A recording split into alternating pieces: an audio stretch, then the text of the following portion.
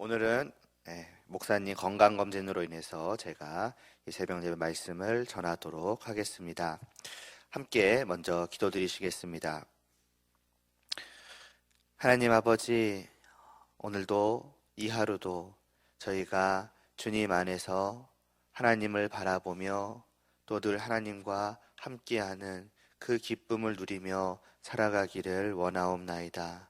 그것이 너무나도 복되다는 것을 저희가 알기에 그렇게 살기를 다짐하며 또 갈망하며, 그래서 이 아침에도 함께 모여 먼저 하나님을 예배함으로 이 하루를 시작하고자 하오니, 이 온 하루 가운데 주님 저희들의 마음을 붙들어 주시옵시고, 저희들의 마음이 혹 다른 곳으로 향할 때에도 즉각적으로 이를 깨닫고 하나님께로 우리의 마음을 돌이킬 수 있도록 하여 주시사, 더욱더 하나님께로 가까이, 더욱더 하나님을 위하여 살아갈 수 있는 저희들 되게 하여 주시옵소서.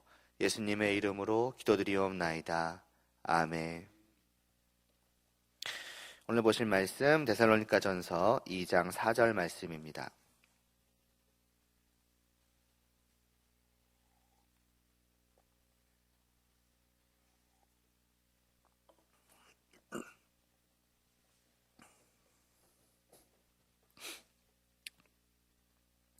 데살로니가전서 2장 4절 함께 봉독하겠습니다.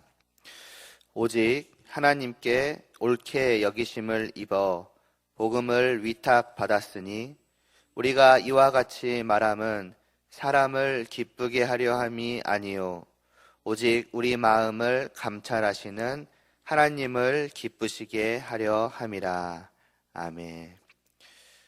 사실 4절 말씀은 이제 지난번으로 다 끝났는데, 오늘은 그것과 연관해서 조금 말씀을 전하려고 합니다.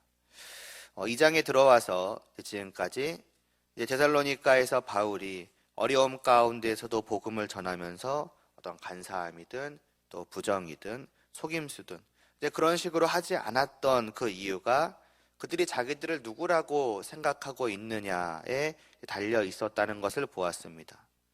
그러니까 4절 말씀을 통해서 우리는 바울이 자기들이 복음을 전하는 그 이유는 하나님께서 이제 옳게 여기심을 이제 입었기 때문이라고 하는 것을 봅니다. 그러니까 그냥 자기들이 어느 날 문득 우리가 이 일을 할까? 이런 식으로 결정한 것이 아니라 전적으로 하나님께서 자기들에게 이 일을 이제 맡기셨기 때문에 일을 시작한 것이며, 그렇게 복음을 하나님으로부터 맡김 받았다라는 그러한 어떤 자기에 대한 분명한 인식이 3절에서 말하는 바대로 이것저것 그릇됨 없이 정말 순수하게 이제 복음을 전할 수 있었다는 것을 이제 알 수 있습니다. 그리고 그렇기 때문에 마찬가지로 4절 뒷부분에서 말씀한 것처럼 이들은 어떤 사람을 기쁘시게 하는 자들이 될 수 없었고 오직 하나님을 기쁘시게 하기 위하여 일하는 자들이 될 수밖에 없었을 것입니다. 하나님께 내가 택하심을 받았고 하나님께 보내심을 받았다는 거죠. 그리고 그 하나님이 누군지를 알고 그 하나님을 바라보는 거죠. 그렇기 때문에 그들은 하나님을 기쁘시게 하지 않고서는 견딜 수 없는 사람이었고, 사람을 기쁘게 하기 위해서 하나님을 기쁘시게 하지 못한다는 것을 어떻게 보면은 생각할 수 없는, 상상할 수 없는 그러한 자들이었다는 것입니다. 오늘은 그렇게 지난 시간까지 보았던 말씀을 통해서 이제 우리 또한 하나님을 기쁘시게 하는 것에 대해서도 좀 함께 생각을 해보고자 합니다. 다만 어떤 복음을 전한다거나 어떤 특별한 그 하나님께 맡은 임무를 또 역할을 또 직분을 어떤 감당하는 그것에 대해서라기보다는 조금 더 그냥 성도로서의 우리의 삶의 전반에 대해서 우리는 어떻게 하나님을 기쁘시게 할 수 있을까? 어찌 보면 너무나 좀 당연한 말씀이지만 좀 그 말씀을 전하고자 합니다.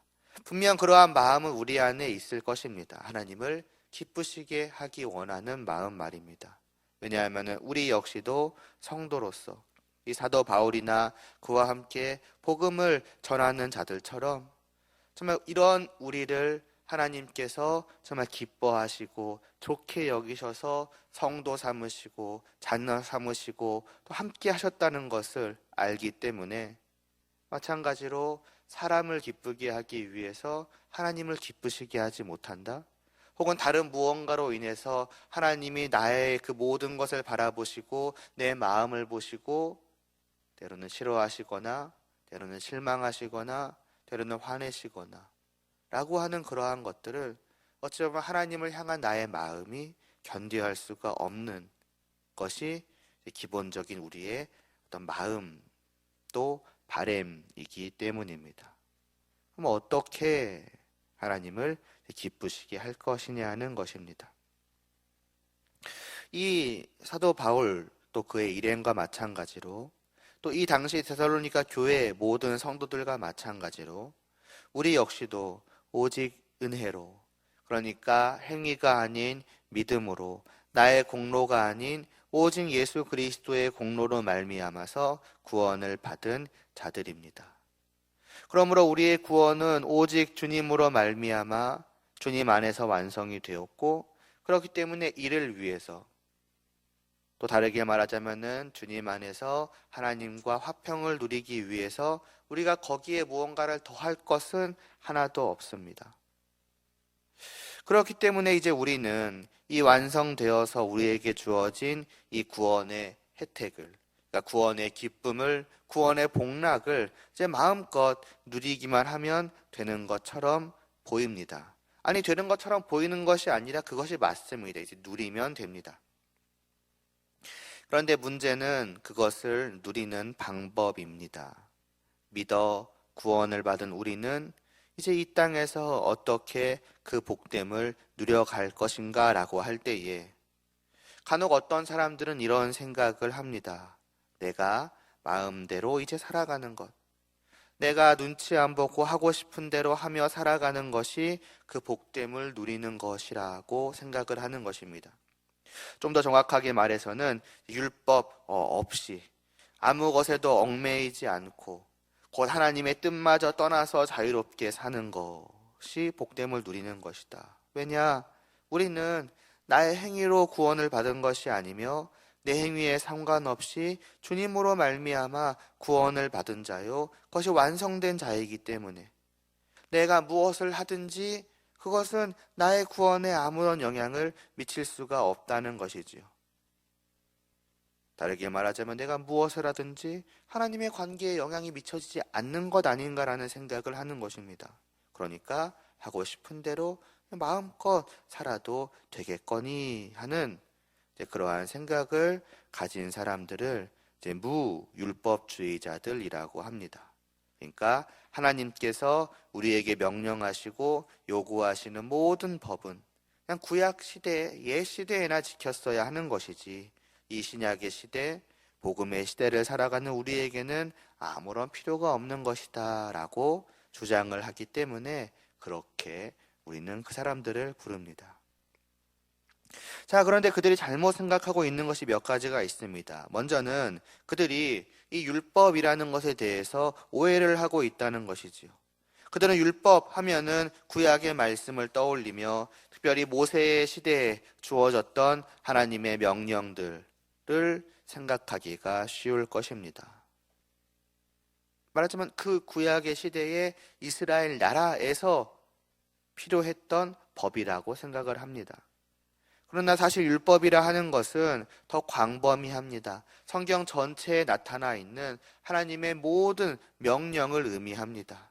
하나님께서 사람에게 요구하신 모든 명령들이 곧 다만 저 구약의 시대에 이스라엘 백성들만이 지켜야 하는 것이 아니라 모든 사람들이 곧 하나님이 창조하신 모든 존재들이 지켜야만 하는 것이고 그게 율법이라는 것이지요.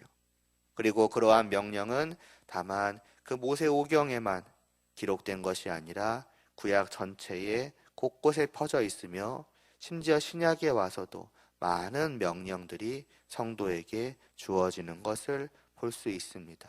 우리가 익히 잘 알고 있는 그러한 명령 중 하나가 복음을 세상 곳곳에 전하라는 주님의 명령이지요. 사도 바울도 그러한 명령을 따라 살아가는 사람 아니겠습니까? 물론 그가 받은 명령은 조금 더 특별한 것이었지만요. 그러니까 복음을 위탁받았다라는 것, 곧 복음을 전하라는 명을 받았다는 것입니다. 일종의 말하자면 율법을 받은 것입니다. 다른 주님의 제자들도 마찬가지였고요. 또 이들은 세례를 베풀며 성찬을 나누기도 하였습니다. 그냥 자기들이 하고 싶어서 우리가 이런 거 하면 좋겠다 싶어서 한 것이 아닙니다. 이것 또한 주님의 명령이었기 때문입니다.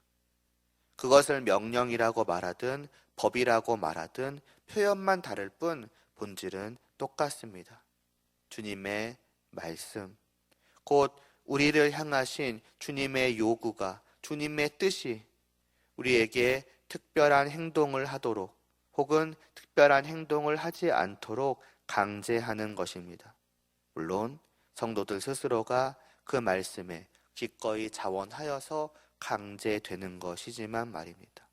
나는 기꺼이 그 말씀에 강제되어 살아가겠다. 다르게 말하자면 나는 기꺼이 그 말씀에 매여서 살아가겠다 하는 것입니다. 따라서 일부 사람들이 말하는 것처럼 이 신약의 시대를 살아가는 성도들이 더 이상 율법을 지킬 필요가 없었다면은 당장 이 신약 성경이 기록된 그 시대를 살았던 사람들, 직접 예수님을 뵙고 직접 예수님으로부터 가르침을 받았던 이 사도들이나 또 다른 제자들 붙어서도 그 무엇에도 스스로의 의지로 강제되어지지 않고 그냥 마음껏 살았을 것입니다. 신약 안에 그러한 모습들이 보였겠죠. 예수님이 우리의 구원을 위한 모든 필요를 채우셨다. 그러니 구원은 우리 뭐 하기에 달린 것이 아니다. 하나님과의 관계는 이미 주님 안에서 완전하게 평화로워졌다. 그러니까 우리는 이제 마음껏 살아가자라고 하는 그러한 모습들이 이 안에 가득 담겨 있었을 것이나, 그러나 이들은 그러지 않았습니다. 사도 바울부터서가 자원하여 복음을 전하며 주님의 뜻에 자신을 복종시켰습니다. 심지어는 거기에 우리가 생각하는 어떠한 기쁨, 즐거움, 행복함이 아니라 수많은 고난이 닥쳐왔고 심지어는 죽음까지도 위협하였음에도 불구하고 그들은 그러함에도 불구하고 아니 하나님을 믿으면은 복되다면서 즐거운 일만 있을 거라면서 라는 식으로 말하거나 생각하거나 후회하거나 그리고 떠나거나 하지 않았습니다. 그 모든 것에도 불구하고 그들은 계속해서 하나님의 뜻에 자기를 복종시키며 살아갔습니다.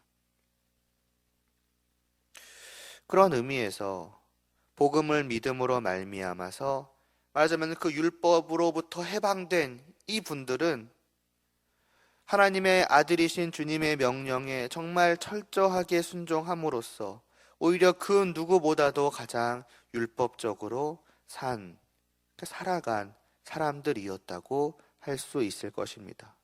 그러니 어찌 이 시대에 더 이상 율법은 우리에게 아무런 필요가 없는 것이라고 저 무율법주의자들이 말하는 것처럼 말할 수 있겠느냐 하는 것입니다.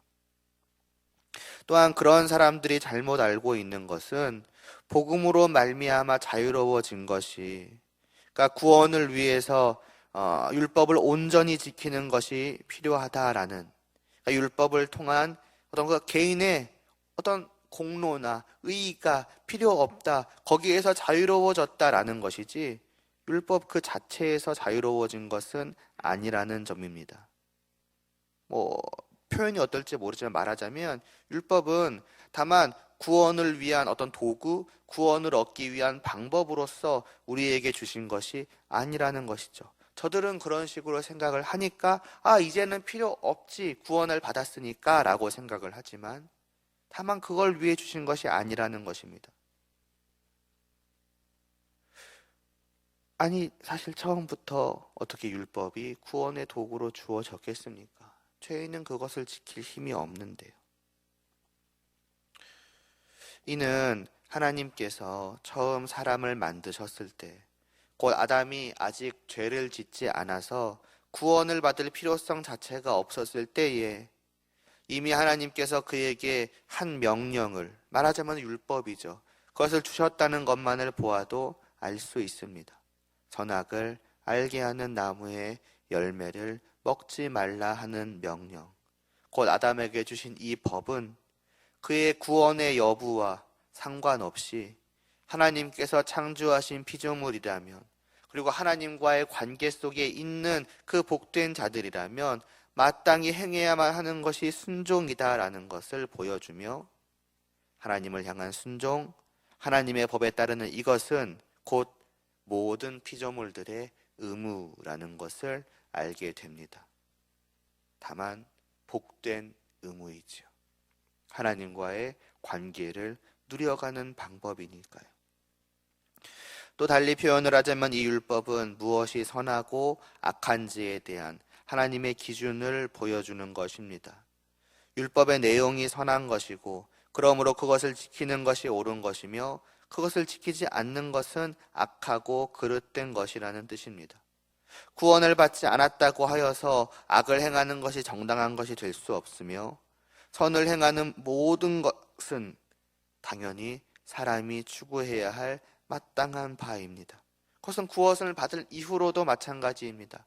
구원을 받았으니까 악을 행해도 되는가? 그럴 수는 없다라는 것입니다.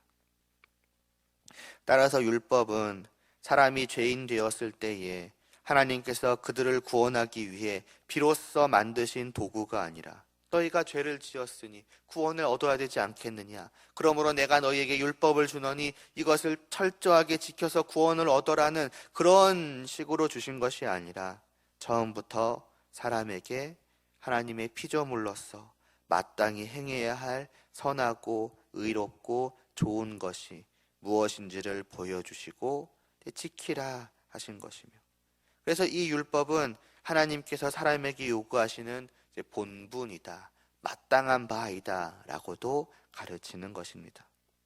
그렇기에 구원을 받았으니 율법은 필요 없다, 이것은 말이 되지 않는 것이요, 오히려 거꾸로입니다. 구원을 받아서 새 생명을 얻어서 내가 이제는 이 율법을 지킬 수 있는 그러한 능력을 주님 안에 갖게 되었기 때문에, 그동안 죄인된 나의 무능력으로 도무지 행하지 못하고 지키지 못했던 하나님을 향한 선한 의무를, 하나님의 자녀요 하나님의 백성으로서 하나님이 기뻐하실 그 마땅한 바를 이제는 내가 할 수 있게 되었으니, 오히려 구원받은 이제부터 더 힘써 행해야 하는 것이 율법이라고 할 수가 있습니다.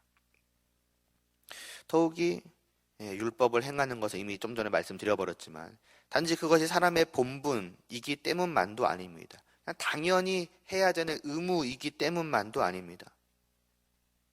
처음으로 돌아와서 구원받은 성도들은 어떤 사람들입니까? 이들은 하나님을 사랑하고 하나님을 기뻐하는 사람들입니다.